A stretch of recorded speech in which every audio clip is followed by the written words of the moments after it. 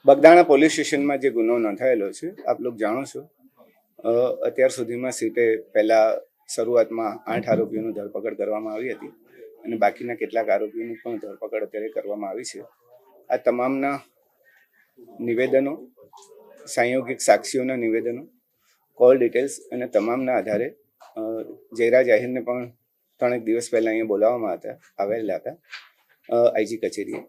એમની પૂછપરછ ચાલેલી હતી અને ત્યારબાદ પણ બીજા 2 આરોપીઓની ધરપકડ સીટે કરેલી હતી અને તમામ પુરાવાઓને અત્યારે ધ્યાને લેવામાં આવ્યા અને આજે સવારથી જ એસઆઈટીએ સાથે તમામ પુરાવાઓનું ચકાસણી કરી હતી અને ચકાસણીના અંતે કેટલીક બાબતો સ્પષ્ટ કરવા માટે જયરાજ આહિરને ફરીથી અત્યારે સમન્સ પાઠવવામાં આવ્યું છે અને સમન્સના આધારે તેમની પૂછપરછ બાદ તમામ એસઆઈટીની ટીમને ચોક્કસપણે લાગ્યું છે કે આમાં પ્રાથમિક પુરાવા પૂરતા છે કે જેમાંથી જયરાજ આહિરની અમે ધરપકડ કરી શકીએ, એટલે આજરોજ એમની ધરપકડ કરવામાં આવી છે.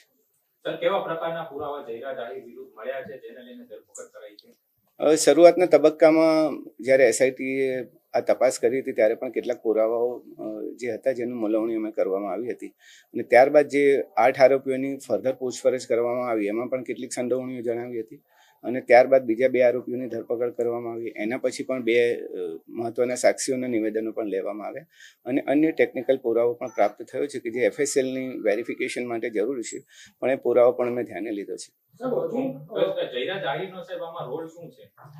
જે જયરાજ આહિરનો રોલ તમે જે પૂછો છો એ પ્રમાણે છે કે ઘટના તમે જાણો છો કે બુટલેગરે હુમલો કર્યો અને કોઈ બાતમીના આધારે સત્ય દેખાઈ રહી નથી.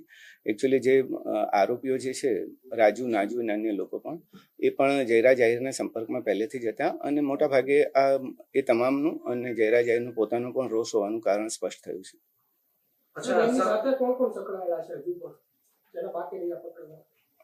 અત્યાર સુધીમાં મોટાભાગના આરોપીઓની ધરપકડ કરી લીધી છે. ટેકનિકલ ડિટેલ્સના આધારે પણ શક્ય છે કે કેટલાક આરોપીઓ હજુ મળી શકે અથવા તેમના પુરાવા અમારે વેરીફાઈ કરવા પડશે. સર, તત્કાલીન પીઆઈ ડીવી ડાંગરનો શું આમાં બેદરકારી ભર્યો રોલ છે? એ હજી અંતરંગ વિષય છે, આંતરિક વિષય છે. અમે તપાસ કરી રહ્યા છીએ કે ખરેખર શું થયું હતું એ વખતે. હાલ પૂરતું અમારું ફોકસ ઇન્વેસ્ટિગેશન પર હતું. કઈ કલમ મુજબ ગુનો દાખલ થયો છે જયરાજ આહિર વિરુદ્ધ? ઓલરેડી જે આપણે કલમો દાખલ કરી છે 120B પણ દાખલ કરી છે, 307 પણ જૂની કલમો જે દાખલ કરી છે આપણે એ મુજબનો ગુનો દાખલ કરવામાં આવ્યો છે.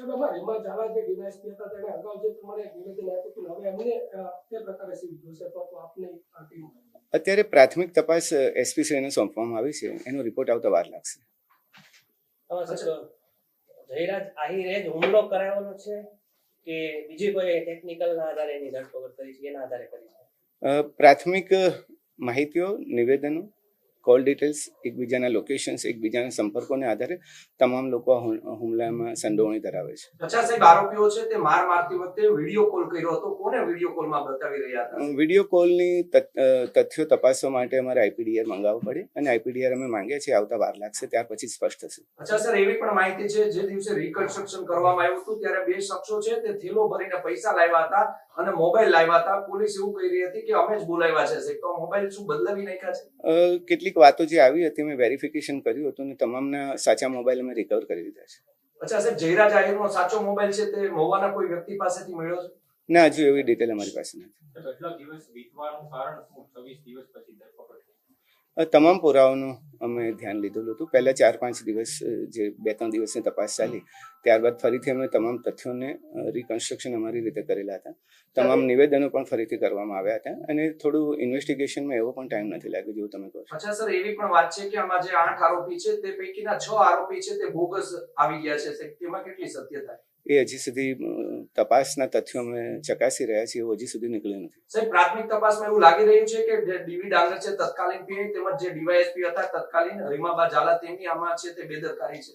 એ તપાસનો વિષય અમે એસપીસીને સોંપેલો છે, એનો રિપોર્ટ આવતા વાર લાગશે. નવનીત બાલાજીએ જે પુરાવા આપ્યા એના આધારે જયરાજ આહિર સામે તે પુરાવા મળ્યા છે કે પછી કોઈ અને તમામ પુરાવા અમે કહીએ કે તમામ પુરાવાઓને ધ્યાને લીધા છે. જેટલા આરોપીઓ પકડાયા, જેટલા સાક્ષીઓ મળ્યા, ફરિયાદીના નિવેદનો અને તમામનું અને ટેકનિકલ ડિટેલ્સ, લોકેશન્સને આધારે પણ તમને જે પ્રેસ નોટ આપવામાં આવી છે એમાં તમામનો ઉલ્લેખ છે. એક મહત્વના સાક્ષીઓ છે. સર, તપાસ દરમિયાન સોશિયલ મીડિયામાં ઘણા લોકોએ આક્ષેપ કર્યા છે, કોઈ તમારી સામે આવ્યું છે? કઈ ટાઈપના આક્ષેપો? જે માર માર્યો હોય, મકાન પાડી દીધા હોય, ધાક ધમકી આપી ને અમારી પાસે એવા અને કોઈ આરોપ મહત્વની સાહેબ વાત એ હતી કે આટલા સમયગાળા દરમિયાન સોશિયલ મીડિયામાં વૈમનસ્ય ફેલાવેલી ઘણી બધી પોસ્ટ વાયરલ થઈ હતી. તો એ માટે પોલીસે કઈ કાર્યવાહી કરી હોય અથવા કરવાના હોય, કારણ કે બે સમુદાય વચ્ચે સામસામે આવી એસઆઈટી નું કામ અત્યારે સઘન તપાસનું હતું. અમે એસઆઈટી ની રચના ઓબ્જેક્ટિવલી ફક્ત ને ફક્ત તપાસના તથ્યો પર ધ્યાન રાખવાનું હતું. લોકલ પોલીસ ડેફિનેટલી કાર્યવાહી કરશે.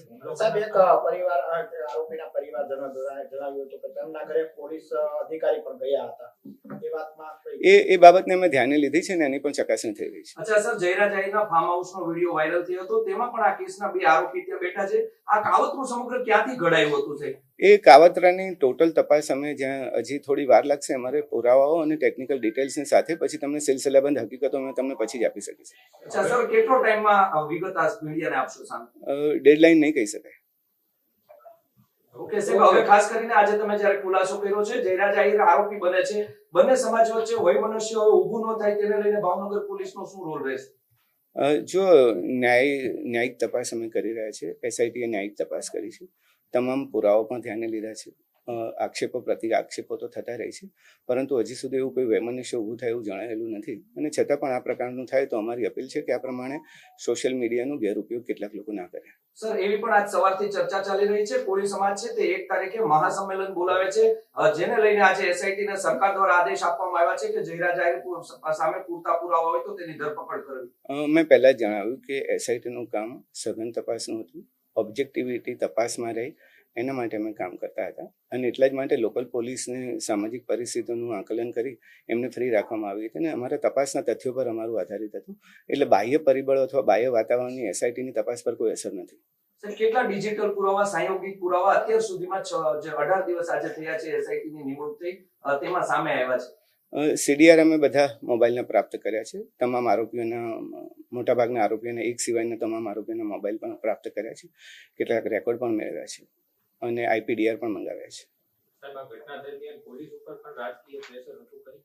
મેં પહેલા પણ કહ્યું આ જ પ્રશ્નનો જવાબ કે એસઆઈટીની તપાસ એ ઓબ્જેક્ટિવલી કરવા માટે એસઆઈટીની રચના કરવામાં આવી હતી. એટલે કોઈ પણ પ્રકારના બાહ્ય પરિબળો અથવા તો બાહ્ય વાતાવરણની અસર એસઆઈટી પર એટલા માટે ના થાય કે ઓબ્જેક્ટિવિટી ફક્ત તથ્યો અને જે હકીકતોને પુરાવાને ધ્યાને રહીને જ કરવામાં આવી છે. એ હવે ડિસિઝન લઈશું. સર, આ પહેલી વાર જ્યારે જયરા જાહીરને બોલાવવામાં આવ્યા એ પછી અને બીજી વાર, તો પહેલી વારમાં એમાં કયા પુરાવા ઓછા પડ્યા અને બીજી વાર બોલાવવામાં આવી ગયા? જો તપાસ એક સતત ચાલતી પ્રક્રિયા છે. પહેલા ક્યારે પુરાવા મળે અને પછી ક્યારે પુરાવા મળે એ પ્રશ્ન જ સ્થાને છે. સતત ચાલતી પ્રક્રિયામાં જ્યારે ઇન્વેસ્ટિગેટિંગ ઓફિસરને લાગે કે પૂરતા પુરાવાઓ છે ત્યારે ડેફિનેટલી કાર્ય કરશે. હવે આ તપાસ પૂર્ણ થશે કે પછી આગળ ચાલશે? જુઓ જ, હવે સાહેબ, મહત્વનો પુરાવો ટેકનિકલ સોર્સ છે કે પછી આરોપી પકડાય એના પછી? મને એવું લાગે છે કે લગભગ મેં બધું આપી દીધું છે. તમે એકવાર જ્યારે પ્રેસ નોટ વાંચો તો ઘણા બધા પ્રશ્નોના ઉત્તર તમને મળી શકશે. અચ્છા સાહેબ, આમાં માયાભાઈ આહિરનો કોઈ રોલ છે કે નહીં હુમલો કરાવવા પાછળ? કોઈ એ પ્રકારનો રોલ હજી સુધી બાકીના જે પુરાવામાં પ્રાપ્ત થયા છે એમાં આ પ્રકારના રોલની કોઈની ચર્ચા નથી. તમે કોઈના પણ નામ પૂછી શકો છો, પણ જે અત્યારે હાલમાં આરોપીઓ જે પકડાયા છે એ લોકોનો રોલ છે.